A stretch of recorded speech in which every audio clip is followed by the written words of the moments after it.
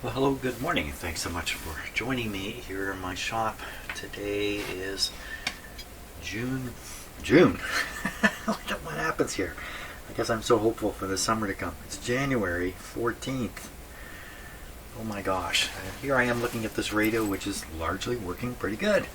And what I'm curious about, of course, is this antenna on the back. Now, I've spent quite a bit of time poking around, studying this antenna, and reading up the patent documents related to it. My last video was all about that. And is this a miracle antenna? Well, I don't think it's a miracle. I don't think there's any miracles coming. But at the end of the last video, I managed to give this guy a rudimentary test by connecting and disconnecting these shield wires. And lo and behold, it seemed to me to be knocking down the noise in the radio. Now, it wasn't a very objective test. Just me listening, I guess you listening too, and the kind of noise that seemed to change to me isn't even the right kind of noise. So let's start with noise, talking about noise for a minute. So on this nice piece of noisy paper here, I need another piece of paper. Oh my gosh, do I have any paper in here? Do I have any paper?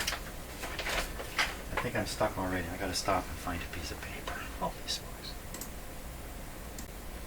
Okay, there's a nice piece of paper there. So, different kinds of noises. So let's start with atmospheric noise. So atmospheric noise would be lightning bolts and other kinds of, I guess, staticky discharges that occur. Atmospheric noise, I'm thinking about listening to shortwave radio, and what you hear on shortwave radio, between stations and that could be atmospheric noise. Let me draw it in here like this. Here's atmospheric noise. It's pretty constant. Okay, you get the odd, lightning bolt, of course, looks like that. Big shots of noise. Another kind of noise in electronic equipment is actually electronic noise itself. I'll say it this way, but it's of course not the way it can be said, but the sound of electrons traveling through wires, resistors, jumping across gaps in tubes and stuff like that produces a hiss.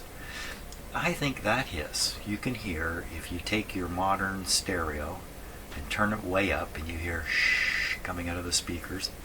And I think that would be like this. Pretty smooth stuff. And then we have another kind of noise, which is interference noise, and there's all kinds of different interference noises. One of those, and again, I'm just drawing this pictorially, okay? This chart doesn't mean a thing. Some of those are actual sine waves or continuous waves being created by electronic equipment of all sorts. Some of it modulated, some of it not. A lot of it full of harmonics, so there's all kinds of it spread all over the spectrum. And what that would look like, I'm going to draw it like this, because it's a wave like that. Okay. Of course, again, this is just pictorial, just so we can talk about this stuff. The last kind of noise is the sparky kind of noise that comes from make and break contacts, light switches, maybe, and most importantly, motors that use brushes. And that noise I'm going to draw like this. Okay, so there we are. So I think that's the noise environment. These relative heights don't mean anything. I've just drawn it, just pictures on here so we can talk about it. I think there's 4, and there's probably 82 different kinds of noise, and I've just picked on 4 categories here, so we can kind of talk about it. This noise reduction thing, in the patent, he talks about the sparky kind of interference, this stuff here. And back when he was doing this in 1939, there would not have been that much of this kind of stuff. Nobody had wall wart type power supplies going, so I don't think there would be very much of this at all. There would be a lot of sparky stuff coming from engines, gasoline powered engines, and spinning motors with brushes, which would produce the sparky kind of noise. So I really think this is what he was aiming at, this stuff here. But what I hear in my shop, I think, is much more this continuous wave stuff. And if I were to show the relative strengths, this is way up here, way up here, way more powerful than any of these other things. Especially the electronic noise is so low, you probably never hear it in a radio like this. Not normally, not under normal operation. Perhaps if you killed the input to the audio amplifier, short out the grid to the audio amplifier, then turn the radio right up full. Of course, that doesn't quite make sense. One way or another, you could probably force out the electronic noise, but I think it's so low as to not be a consideration. So, what happened yesterday? Yesterday, what I think I was hearing was a reduction of this stuff. And I don't even think you can hear this stuff. So I don't really know what I was listening to, but we were listening to program material, and in the background was a low hiss, not a sparky kind of, rough kind of noise, but just a low, mild hiss. Maybe it was atmospheric hiss. When I hooked up the shield wire, that hiss seemed to drop, but the program material seemed to remain. Now, how am I ever going to tease all this out with this antenna? I've spent quite a bit of time thinking about this since yesterday. I haven't got a good answer yet. Part of it has to be getting a sparky type noise source. So I'm going to start there. Because do I have a sparky type noise source easily available in my house? I don't think so. But look at all these motors I've got. Surely to goodness, one of these is going to be able to generate sparky type noises. And I would suspect that a small motor like this probably has brushes in it. There's a big magnet, and then I'm spinning the coils, and the coils are connected via brushes to here. So if I power this up, I guess I'm feeling the wires.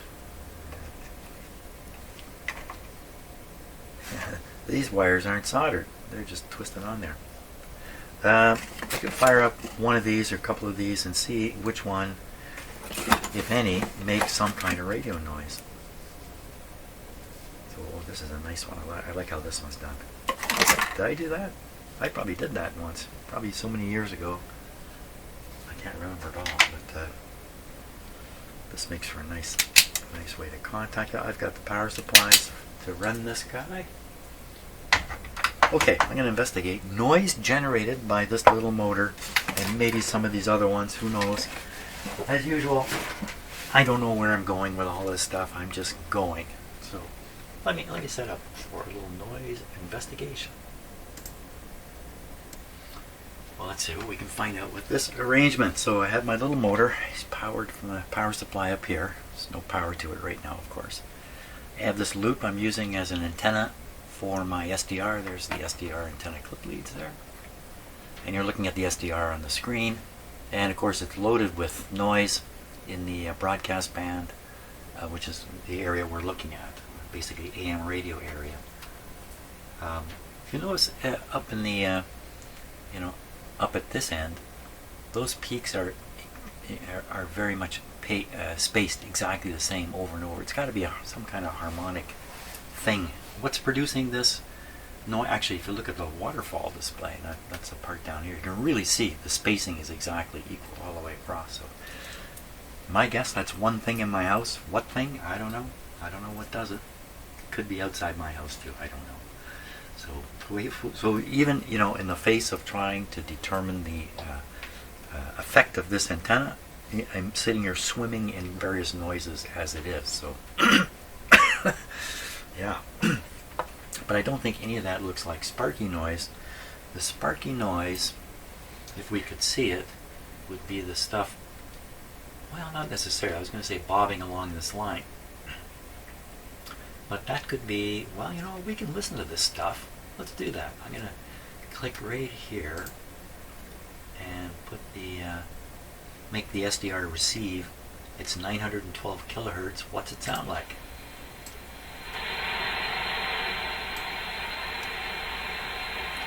Okay, how about right here? A little quieter.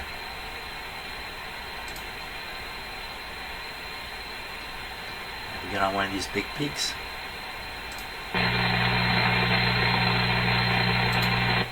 Okay, we'll stay away from that. We'll keep listening in the quiet ear. I'll leave the speaker on. We hear a hiss. Now, that hiss is coming from this line. That sounds to me like atmospheric hiss, but I can't be sure what that really is. Okay, we're going to start the motor up. We're going to try to hear it coming out of the radio. And, this is going to be noisy in itself. I need to buffer it. I need to muffle it. There's a muffler. Right here. There's a muffler. I think I'm just going to put it on top for now, but what happens when I crank up the voltage here?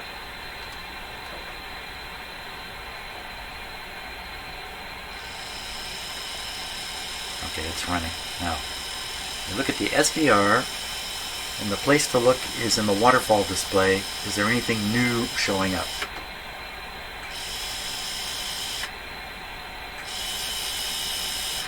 I wouldn't say so. Or can I bury this so we can't hear it? Maybe this motor's not going to produce the sounds we need. Okay, now listening to the SDR. Oh, this motor's too loud.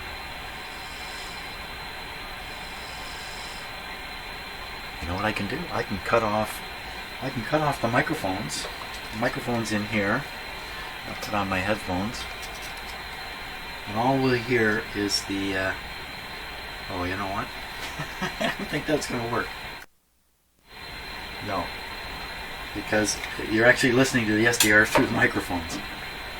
Okay, so this idea is corny because it makes its own noise, but nevertheless, we should see something if this is generating noise. I put this right up against the antenna here. Watching the SDR display now. Oh, there is something way on the left side. Way on the left side of the SDR. This is down at 100 kilohertz. It's way down there. Okay, so the whole... No, it didn't.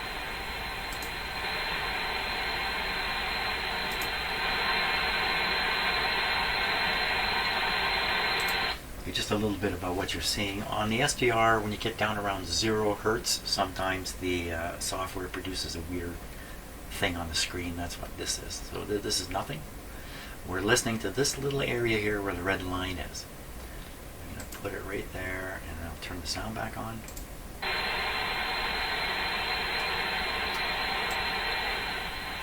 Just turning the volume down a little bit. Now, let's do the motor and see what we hear. Oh, that's the lights, Jim.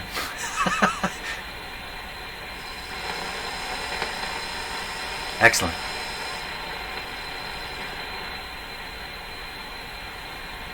Why the SDR went up on the 0 line? Good question.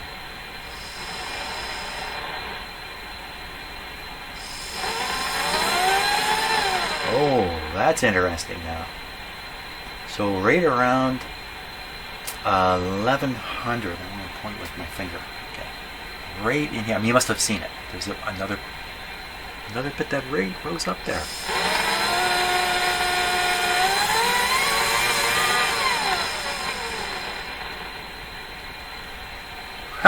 Okay, that's interesting. I did not expect there to be a certain frequency band. Let's go listen to it right in the middle of that. Was that where it was? I didn't really notice. Let's take a look here. Excellent. That's perfect. So we got to have it running fast enough.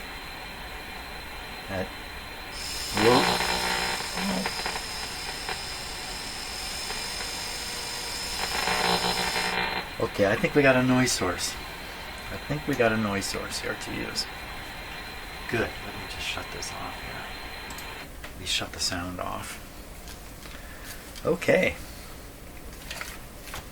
Now, the SDR lets us see things on the screen. This thing doesn't let us see anything, only hear stuff coming out of the speaker. This thing, it's hidden behind here.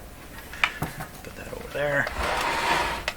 So if I put this motor right near the antenna here, that should be a pretty darn good source of noise. And I can move it closer and farther. But we're trying to hear what's coming out of the speaker, and a difference when I attach and detach the antenna shield with this thing running out here. How are we ever going to know that? Because this thing's going to be making noise. We're not going to... How can I do this? How can I do this? If it's a significant change, I could tune between stations. That's easy to do. Just about everything is between stations on here. Tune to the sensitive area, up around 1 million, up around here. And whatever is coming out of the IF is getting detected, getting rectified, and it's producing a DC voltage. We could monitor the DC voltage. We could then set the motor running to produce the sparky noise, see the increase in the AVC voltage, and then apply the shield back and forth and see what the AVC voltage does, if it goes up and down. And that would give us some kind of objective view of whether this thing is suppressing noise. You know what's wrong with that? What's wrong with that whole idea? Well, it could just be suppressing everything. It could be suppressing the signals you want. I have to somehow... Well, I could introduce a signal I want. I could introduce instead of using a radio station, which can be difficult, I could use the signal generator, set it up around this frequency, generate an AVC voltage, very, very low, I think. I would have to set things low because this is only so strong. Fire this guy up, swing it around, see what happens. If I could also have the AVC voltage on the meter at the same time, so I could watch that. And if okay, I'm at the end of my rope here. I got an idea. I think I'm gonna stop and try to implement that idea after drinking a bit more coffee.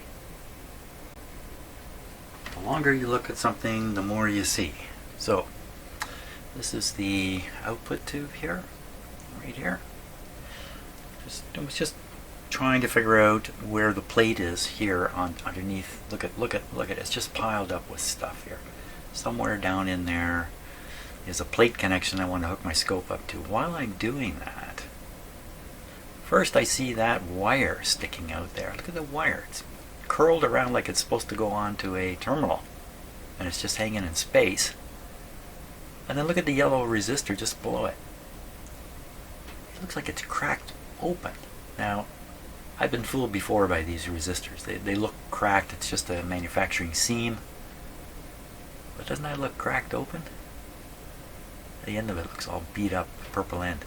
So now that resistor, body and dot. So yellow, purple, yellow. So I would make that out to be 470K, I think.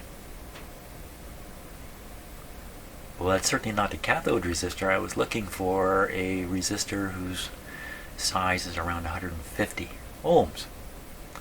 Okay, so that's weird, eh? Wire, no, maybe that's totally inconsequential, that wire sticking there. Somebody should have trimmed it back when they built the radio and they didn't. And see, there's another resistor. As you can see, the orange end of it, kind of in the middle of the screen there. Buried in there. Right. But then, things got even stranger. Okay, here's how strange they've gotten. So this is the rectifier tube here, sold by Mr. Campbell, guaranteed by Mr. Campbell. And you look at the top of it, it clearly says 35Z3. 35Z3. That is a 3, right? Let me just get the camera in the right spot. I mean, is it arguable? That's a 3. 3573. There's no doubt about it. 35Z3. Well, come on over here. Let's just take a look in this book. This is the schematic for the Model 24. Okay, and what tube do they have on the output? Oh,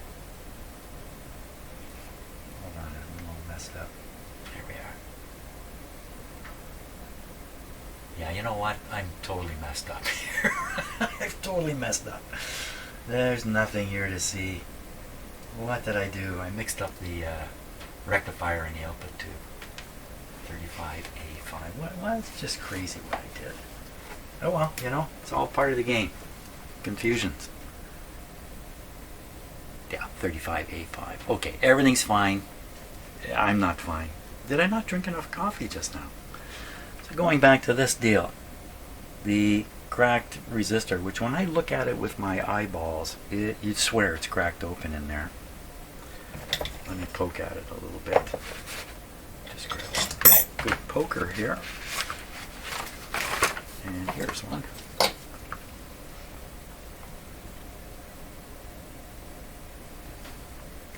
Now the fact is, you can't tell in the camera, but this is frighteningly deep in this radio. Yeah, you know, I don't know if that's really a crack.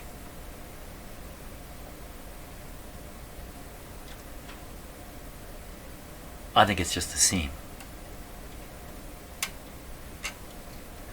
What am I going to do about it anyway?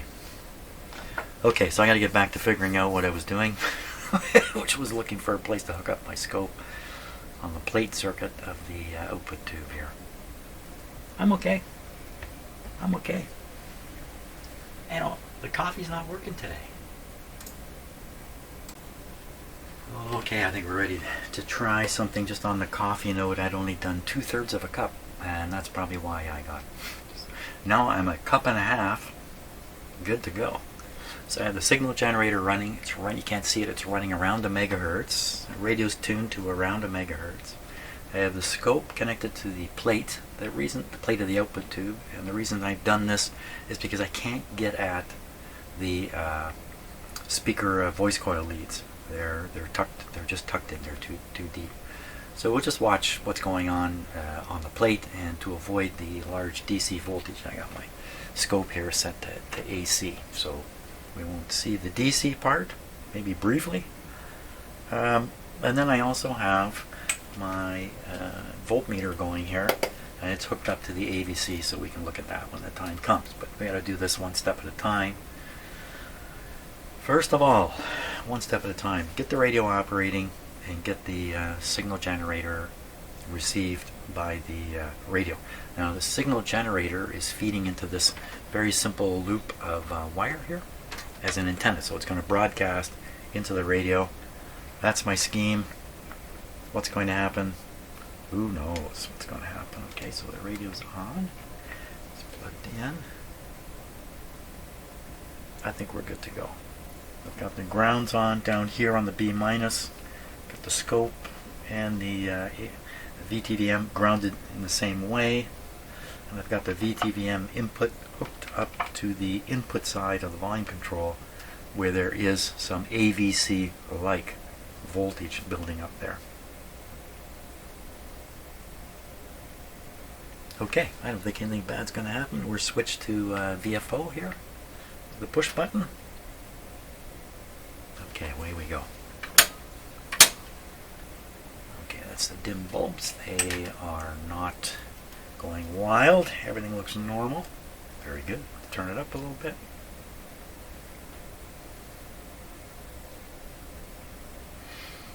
I still have my SDR operating here too, and that antenna is still connected to the SDR, but we won't be looking at it.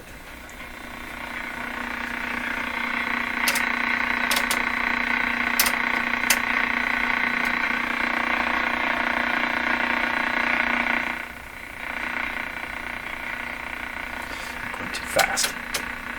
There we are. Now, what I see in the camera image is a bright area right here. But with my own eyes looking at the scope, there is no bright image here. So that's some kind of camera thing. Or maybe it's just here while I'm shooting. I don't know. So we're going to tune off it. What's it picking up? It's picking something. Wait a minute. It's picking something up.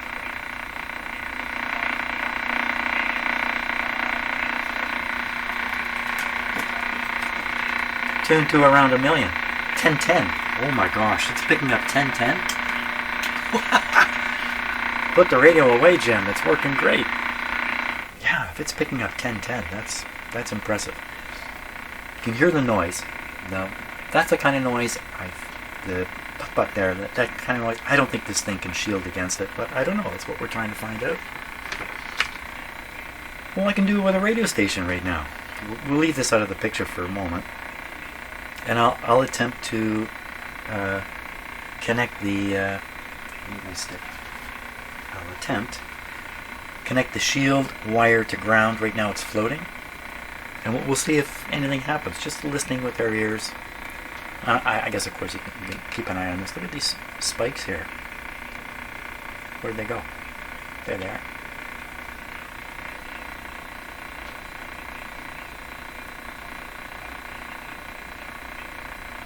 That's kind of interesting. Okay, now. Okay, we're going down and hooking the shield up. Here we go. Trying anyway.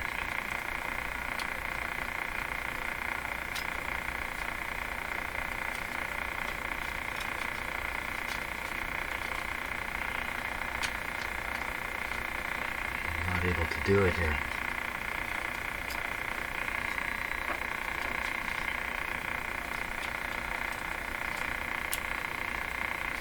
Oh.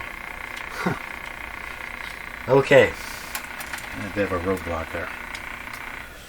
So what I was doing last time was I have a joint where I jointed the broken wire, and it's just bare wire, and I was just pushing it up against the ground terminal. Push, click, on and off, then we can test the shield on here. Now I've mounted the antenna onto the radio, and there's something interfering. I cannot get that wire onto the ground terminal. So we're stuck here. I have to come up with another way of doing it. I need a, oh my gosh, how am I going to do this?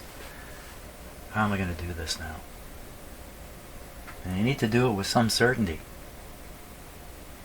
Take the antenna off, push that wire to the other side of the obstruction, and put the antenna back on.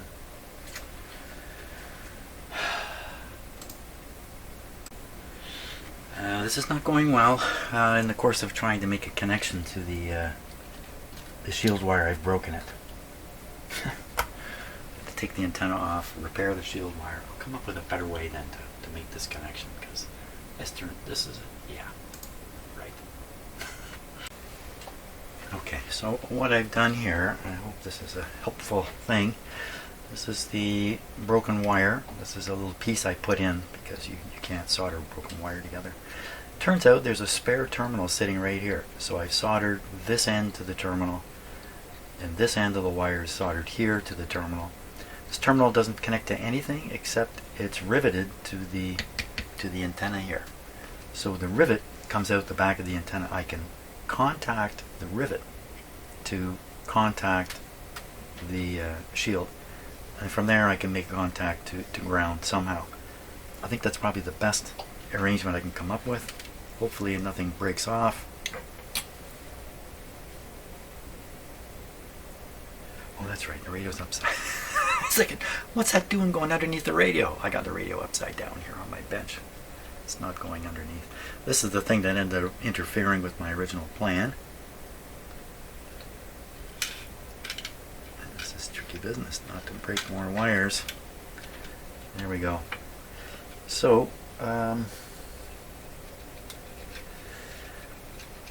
so the rivet appears here. No, here actually. Oh, yeah, this rivet here.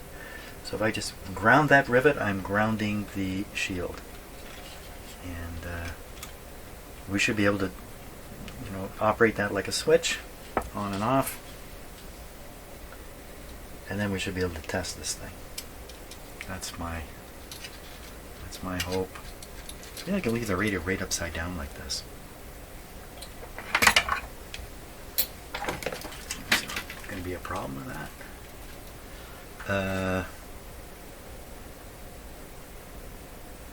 I don't think so. Not for a little while anyway. Makes the hot air flow in the wrong direction, right? The hot air is going up into the radio chassis when it's upside down. But for a few minutes that won't matter. So we have this now. How do I make a ground?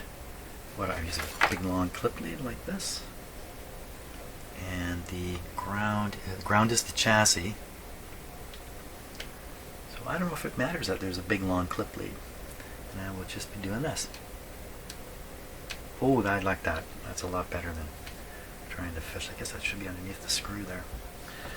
Okay, now, have we got it all together yet? Have we got it all together? I think so. So now's a good time for me to stop and drink a little more coffee, and then we'll give this guy a real go at it. Go at something. Okay, just been out of my shop for quite a long time, doing other stuff, actually receiving more radios to work on. And okay, so I have this clip lead connected to the chassis of the radio, and I can just go like this, and that will apply the ground to the shield wires. Thumbs up on that. Did I not put the power on here to this little radio? Yeah, it's on. There we are. Well, let's try it just like this. And you can see on the scope the noise.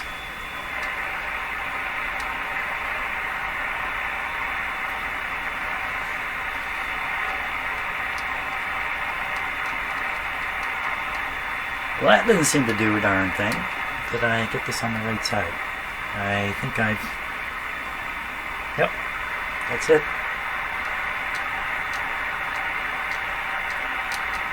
I see no effect, I hear no effect. Let's tune something in here. If we can. Oh.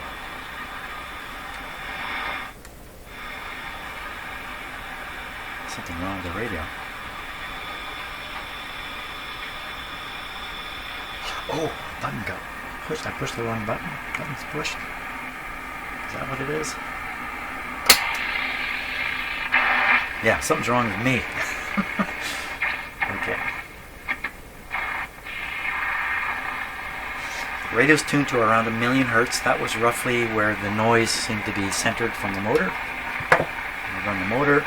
Now, let's put this on.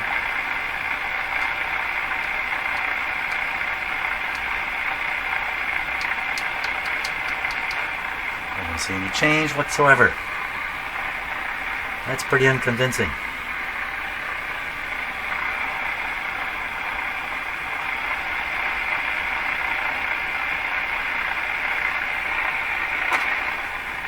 Well, there's a change there.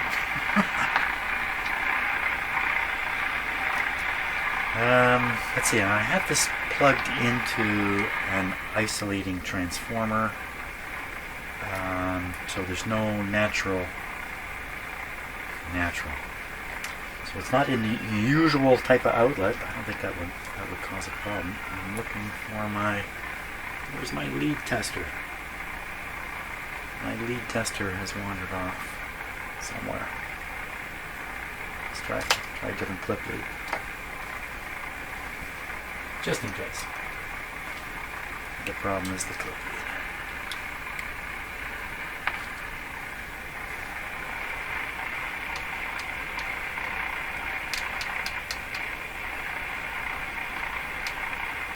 I hear no difference, I see no difference.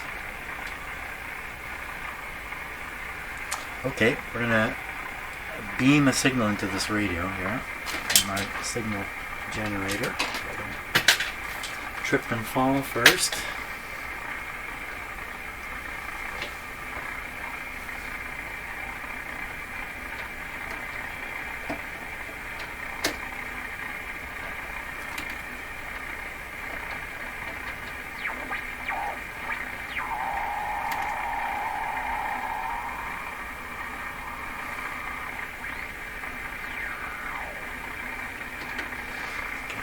Weak. Let's make it stronger here. Noise source over here. Okay, so you can see on the oscilloscope the amount of noise has dropped. And that's because I'm now feeding a signal into the radio, and it's developed an AVC voltage, you can see on this meter.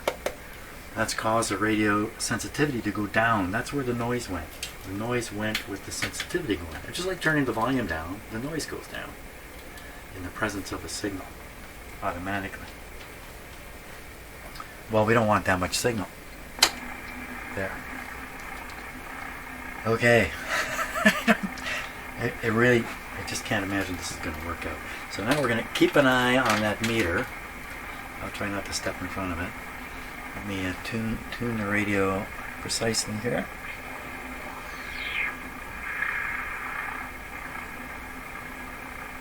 Okay, let's tune to the signal generator. I gotta move this. So I'm gonna apply the ground. Just getting my hand close to this antenna is disturbing it.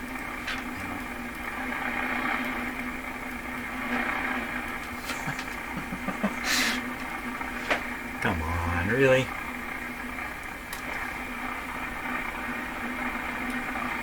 So that's ground on, ground off. No difference on the meter, no difference in the sound. I don't think this is doing anything. We will now add in the sparky noise here. Motor going. Okay, so I don't hear any sparky noise coming out of the speaker. Hard to hear with that motor there.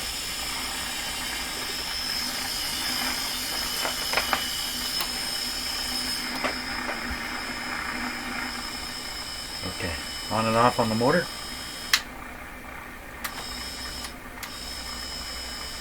I had to turn it up a fair bit to really get it going. Okay, it turned up. She's screaming. I don't know how high I can put the voltage here.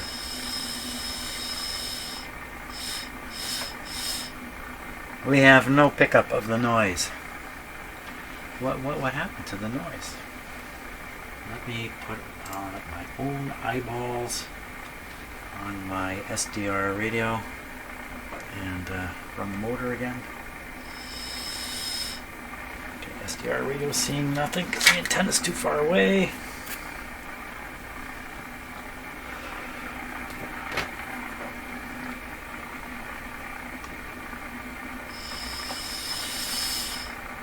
Where'd that fantastic noise go?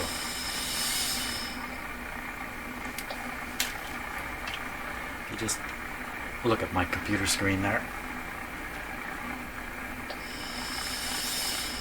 I thought there was a great noise that showed up right in this area. Oddly, it was oddly enough. This. The wire come off? What happened? The wire short? So I've got this pickup antenna right on top of the motor now.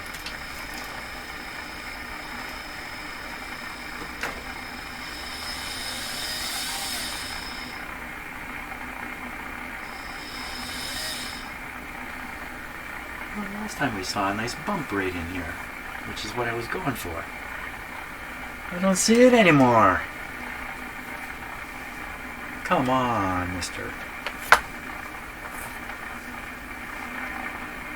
Everybody's against me. How did I manage to get that to show up? Antenna's definitely connected to it. Yep, that's my thumb going on and off the antenna to make sure it's connected.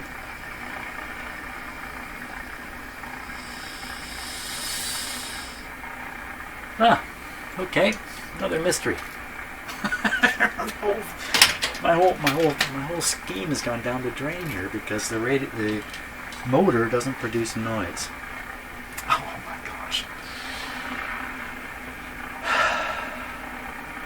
Why not? You did earlier. You need a cheaper motor. You need an even cheaper motor. That one's not terribly cheap. Cheapo. I got a whole bunch of those. Here's a cheapo. Here is a cheapo. Yeah, that'll do. Let's try that.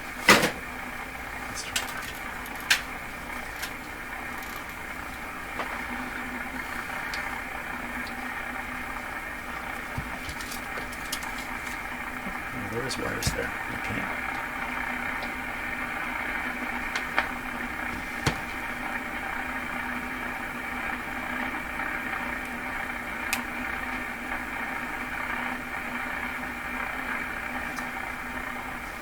Little motor work. little motor does not work.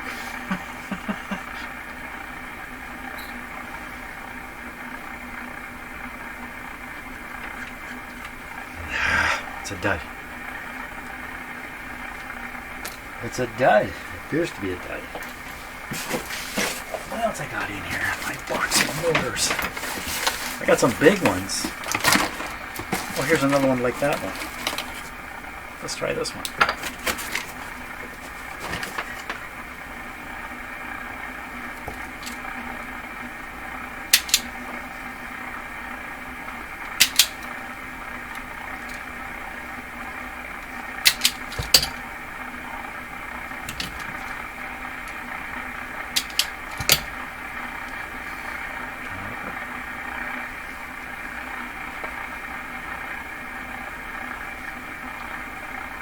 Okay, how about you? What's the matter here?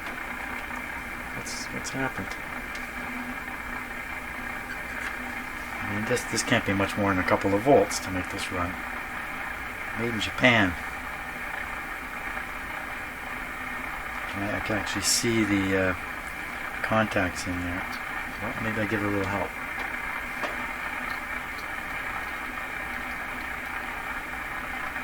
It's trying. It's definitely trying, but it's unsuccessful. Oh, hey!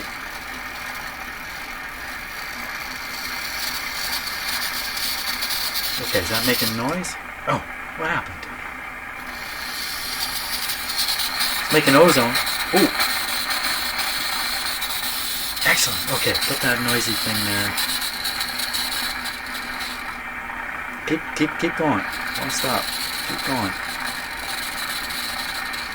Okay, excellent. Now, grounding lead. There it is. Okay, on the scope is the noise.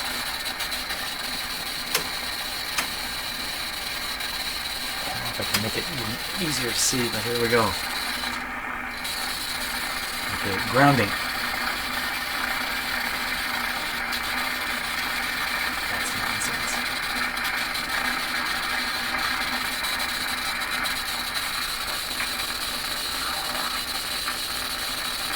That's the motor. That's sparky sound. Oh, look at the scope. Excellent. Okay. Keep going, motor. Don't give up.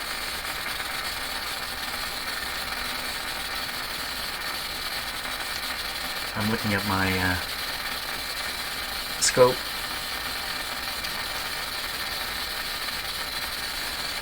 Well, this is not working one bit. That's what I would say.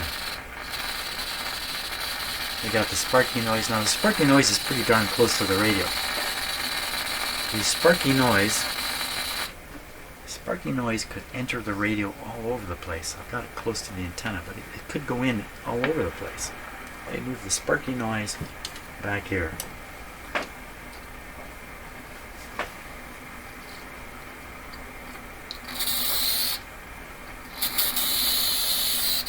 You know what I could do? This might quiet it down a little bit. Yeehaw! That sped it up. There we are. We still got sparky noise? What happened to the sparky? Oh, so it's so far away now.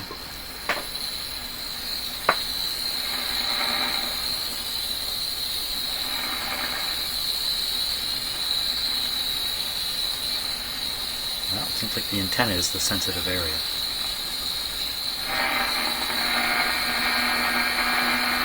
That's fantastic.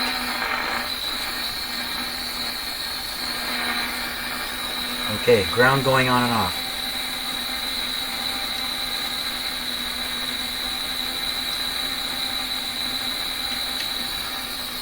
How do I know this is really... How do I know? Just get warm? No. How do I know that I'm really grounding that shield?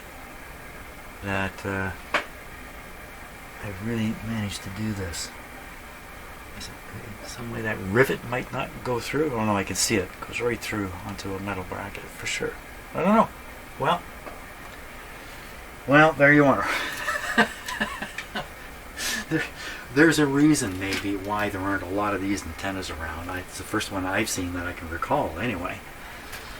Because it doesn't work. It doesn't work.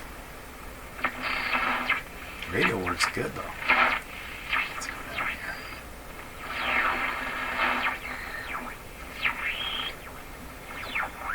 An awful lot of heterodyne in it. Why so much?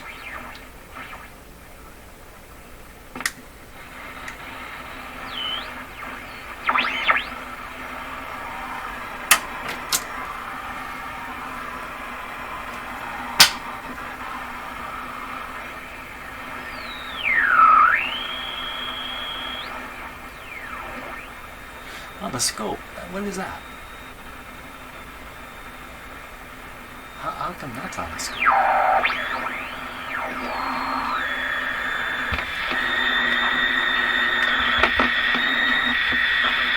Ooh. What's taking place there? It's this thing again.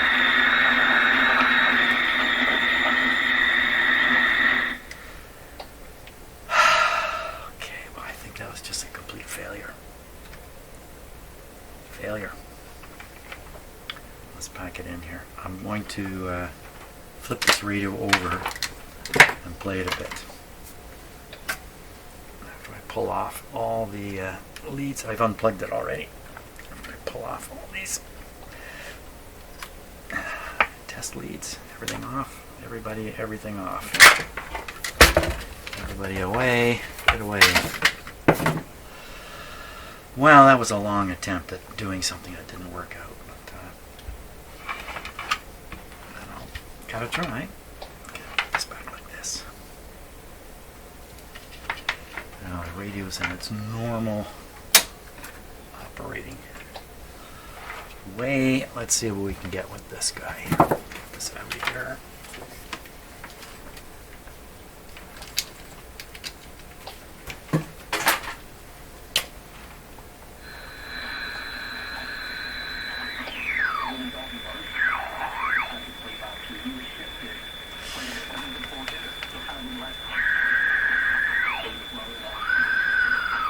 Sounds like it's coming down a tube, the sound, eh?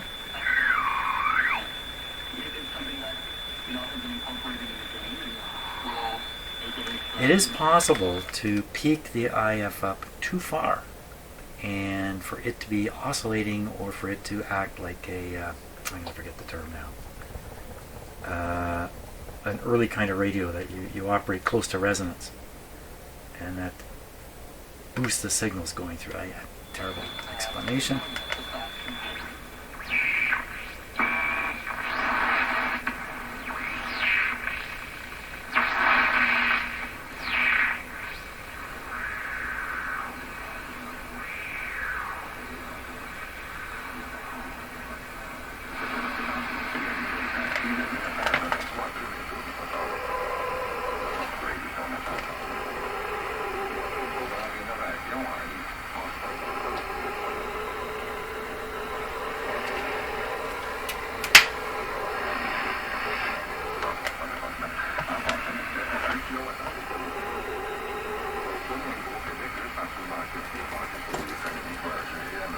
Just because the right side up now.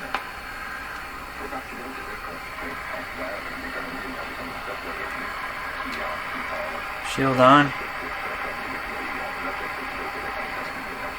Shield off.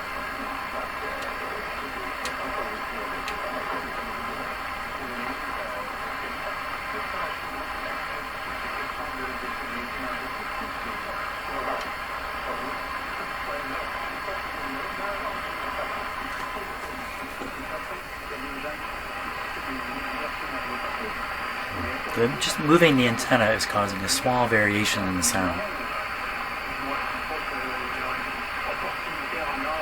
There's a tone in there going.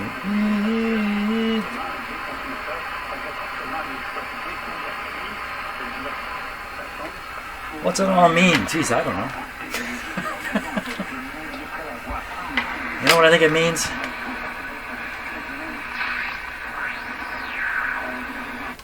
Time for this guy to go back in his cabinet. I think I'm finished with him. I think I got out of it everything I could. I think it's working pretty good for a radio like that. And not much more to gain. So it's going back in his cabinet.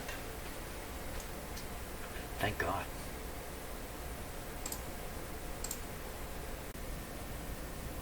Well, I can say hello again because it's actually the next day. It's now January 15th. And I've been getting ready to put the radio back in its cabinet, getting everything all cleaned up and the like. And I got to a point where I thought I better turn the cameras on and catch what I'm doing here. So I've gotten to the point now I want to try to stabilize these buttons, which seem to be loose. Now they're really loose because I've taken the screw out here. But they sure seem floppy to me, and we also saw how moving this big metal frame around affects the tuning of the radio. So we can't have this thing flopping around. That's for sure. So I thought, well, one thing I can do is I can change this dried up solid grommet here. The grommet has a metal insert in it. Let me pull it out. I'm guessing I have a grommet that's going to do this. There's a metal insert to restrict how tight you can make this. What's happened is the grommet itself has shrunk down. It's actually looks like it's cracking right open.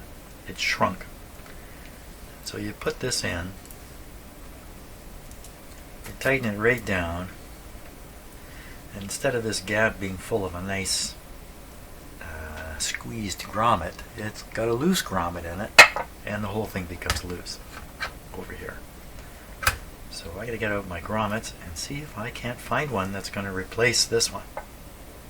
Hey, here's one. And where'd that come from? That came from another radio, I think. You know what I've learned? One of the things I've learned in doing this work all the time is you can take things apart pretty easy, but when it comes time to put them together, there's usually some head scratching that goes on. Okay, so I'll get out my set of grommets here, and we'll fish one out.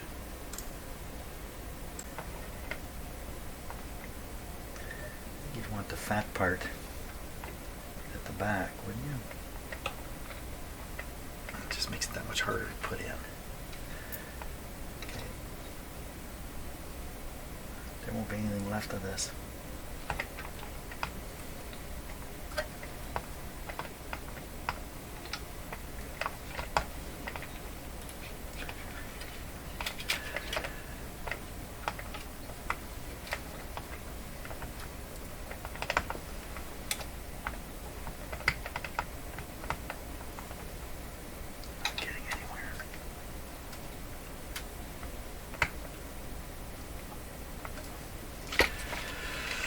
Yeah, good thing I turned on the camera, eh?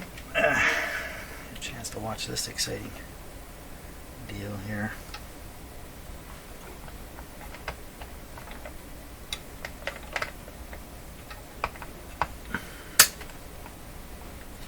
Not getting anywhere with it.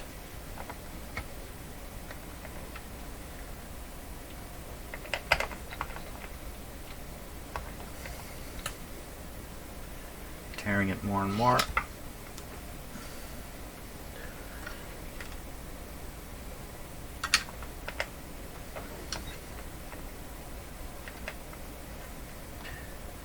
This will ruin it.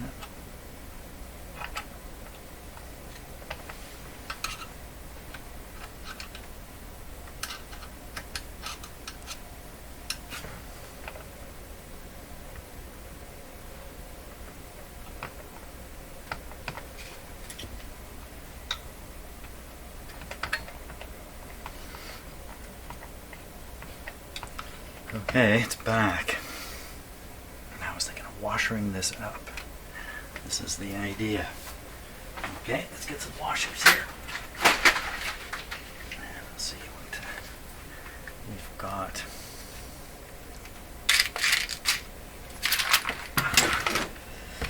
Something with a little bit of thickness.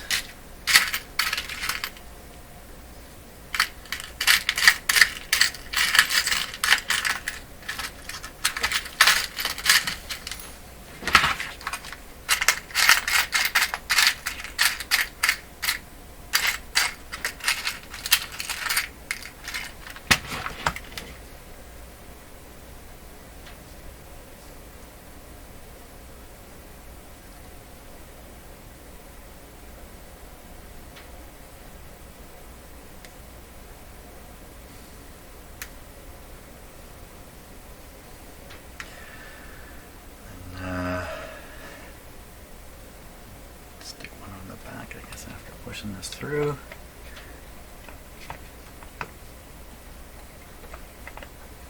Let's try it like that.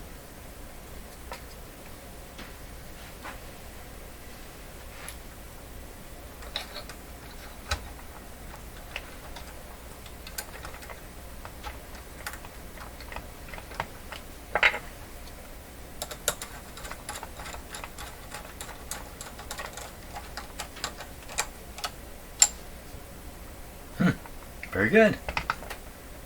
That's got it. Tighten that up just like they had it. Extra super tight. There we go. Fantastic. The reward? Coffee break. So this radio is going to eventually be in somebody else's hands. I don't own this radio. It's going to a shop in Toronto. It'll be sold off.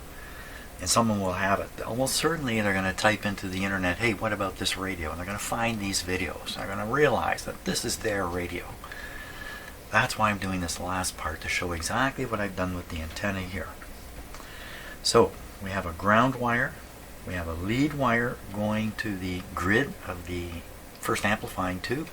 And we have a lead wire going to the capacitors that are tuning against the coil in here.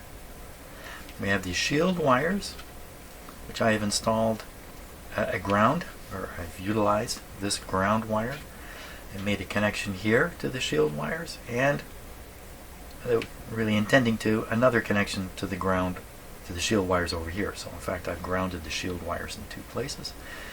Even though when I did my my attempt at proving this to work or not, it didn't seem to indicate there was any value in it, but I should still ground it back. And as for the antenna screw, or external antenna screw, which was connected to the lead going right into the radio, I've left it unconnected. So the screw on the back goes nowhere. Because nobody should really be trying to use an outdoor antenna with this radio. It's not going to happen. It shouldn't happen. If you're going to go through the trouble of putting a wire antenna up, then you should go through the trouble of getting a decent radio. This does not qualify. And the loop antenna is actually quite preferable because you can put the radio anywhere. Yes, it's directional. I guess your wire antenna has a bit of directionality too, which you can't control particularly. But with this, you can just tip the radio, 30 degrees this way and that, and you're probably going to be on the money. There's a pair of pliers I have had to bring out because my regular pliers, well, my wife borrowed them yesterday and I don't know where they are right now. So the thing about these pliers, and the reason I never use these, is because of how close together this part comes. This is actually part of the tool. This has actually got grooves cut into it here for gripping. So what happens though is you have your hand like that, and the thing, you're squeezing. You've done this. If you own pliers, you've done this. You're squeezing on this thing and it pops out. The pliers slam shut, and they slam shut on your finger right here. That's why I don't use these normally.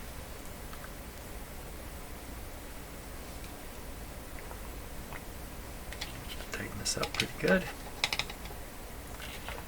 Tightening against a wooden dowel. Okay. Put in this guy with his washer. Try not to break these wires.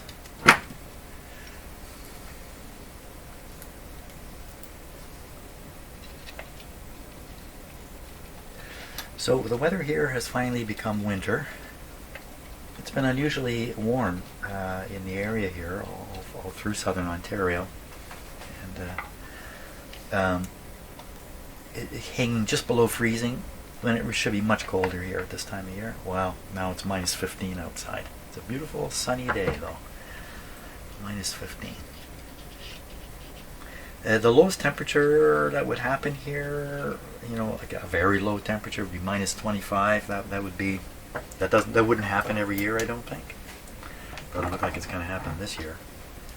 But that would be a very cold temperature here. Minus 15 is expected in the winter. In fact, the coldest day, on average, is January 18th, and we're almost there. So So fortunately for me, we haven't burned as much gas to heat the house here as we might have previous years. But my furnace is running pretty hard today. Okay, I think I've just got a few more things to sort out here. And we're going to get the cabinet on this radio. Fantastic. So I cleaned up this cabinet. I don't know if I talked much about it. This is Bakelite. There's no question it's Bakelite. Can you see there's a pattern in here? Like a swirly pattern? Can you kind of see it a little bit? The way you know for sure that something is Bakelite, or one way anyway, and I'm not an expert in this, you just put some water on it. Put a little water on it and an odor will come, which is very distinct and only comes from Bakelite. Bakelite, wonderful material. This is a wonderful material. Basically resin and sawdust, I believe is what it kind of is. When you're cleaning it, if you want it to have this nice reflective surface, you got to be very careful. Like this radio's made it all the way to here, 2023, and it still has a nice shiny top on it.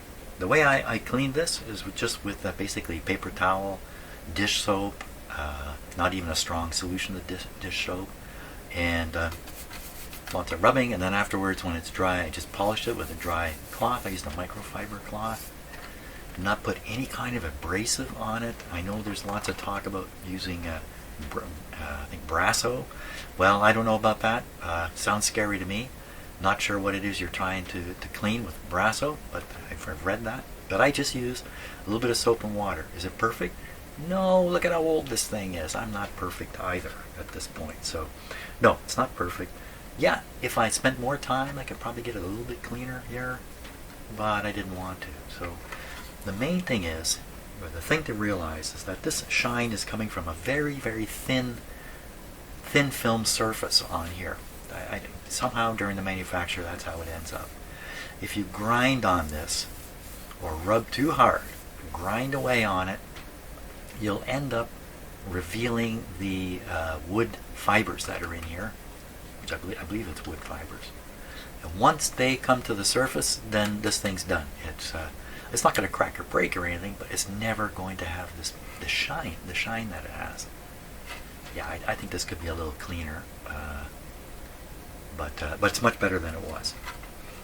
When you're cleaning it, if you take a clean paper towel or something, and you're wiping on it, and then you look at the paper towel, you'll see that it's got a brownish color, something like this. That's the resin coming off. And I suppose there's a bit of oxidation that occurs, like most surfaces can't tolerate oxygen. So, you're trying to get rid of the oxidized surface while at the same time not penetrating in. The reason I'm dwelling on this is because this is what people look at. They don't look at that. They look at this. This is the important part of the radio, really. And if it's not taken care of, it'll be ruined. There's only one way. You can't unruin it once you ruin it. And I have ruined one. I have done that by being too vigorous with it. So I am Mr. Gentle now with these things. What are people looking for? Are they looking for a 65-year-old radio that looks like it just came out of a box? Some people are looking for that. Most people no. They're looking for an old radio. It looks nice, works okay. It's kind of pleasant to look at, and it should show some signs of wear and tear, shouldn't it? Shouldn't that be what you expect? Somehow my subconscious has gone ahead and stuck this radio in here. I really didn't study it up too carefully. Wow, not much clearance going in.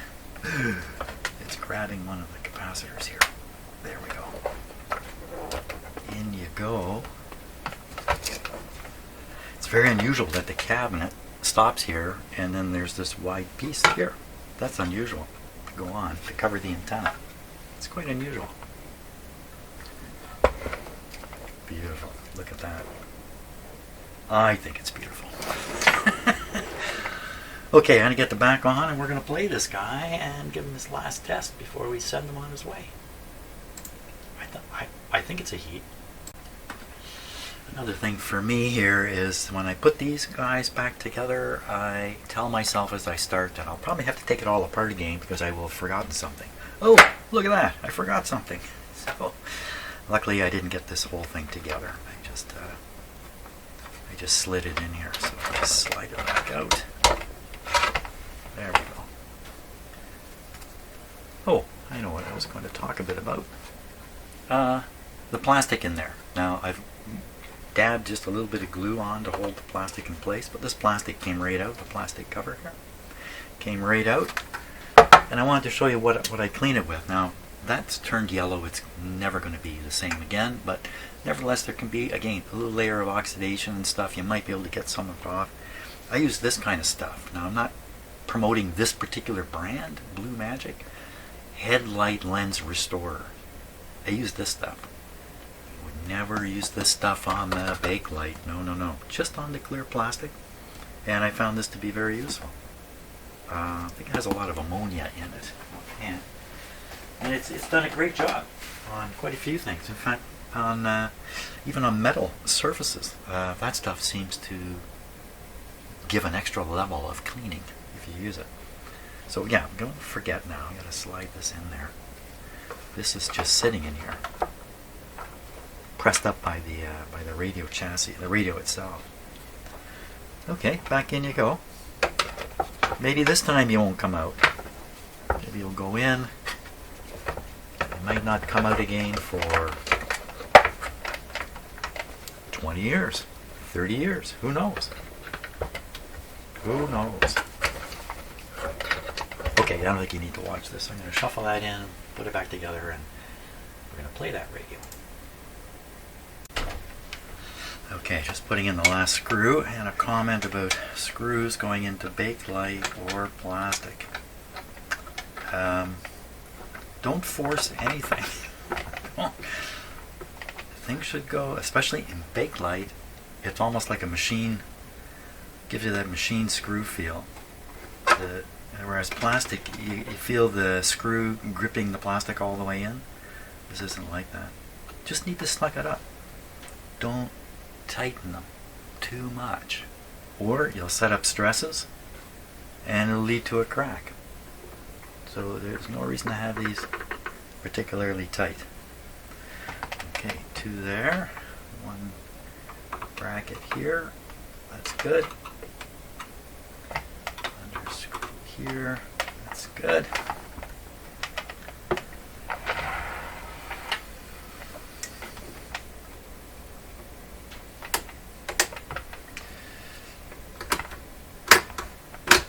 Seems good. Dial.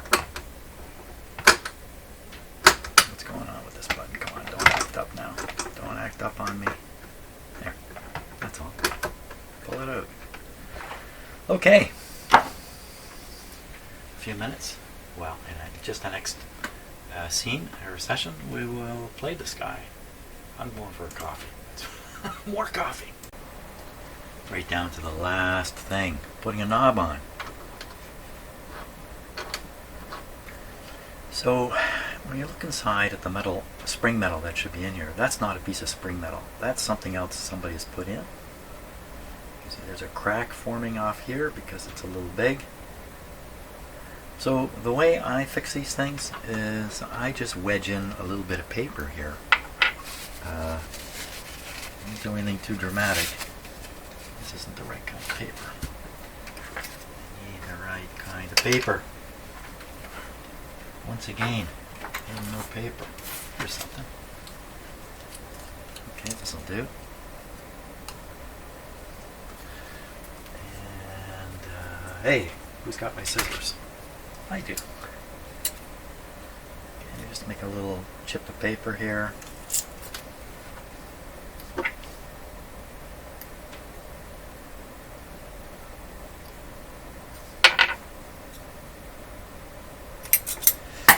This may not be enough. We'll see.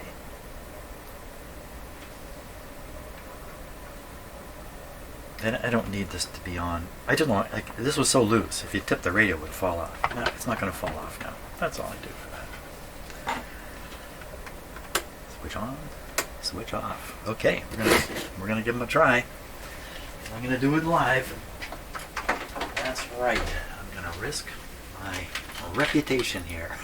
We'll see if this works. Switch is off. Plug is in. Power is applied. Let me just turn down the lights in here because I've got them up. So hi. Okay, Mr. Radio. Do your thing.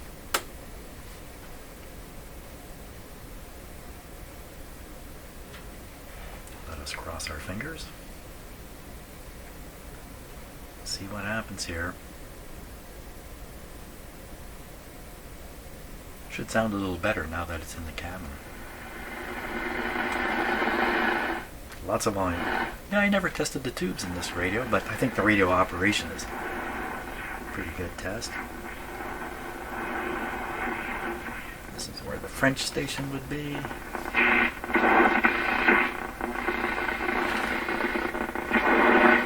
That's a tough one to get, so let's get the easy one. Go down here, 590.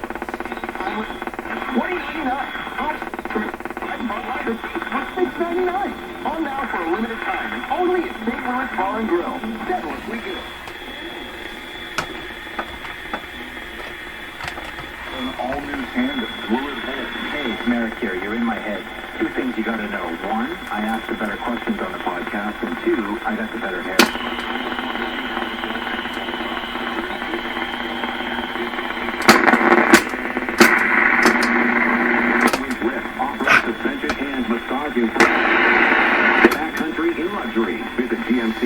Good enough.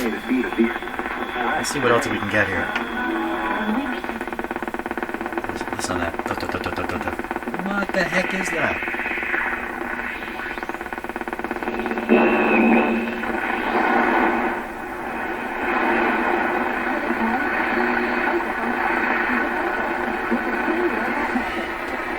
That's probably 680.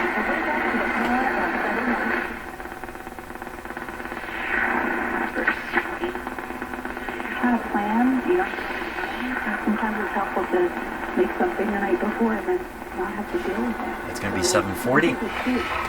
That's really good.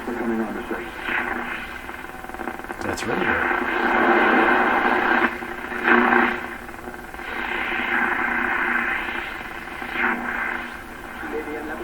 There we are.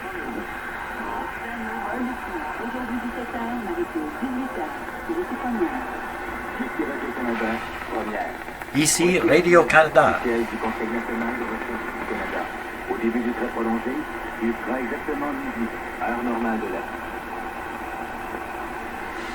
And let's take a look at it in the dark here.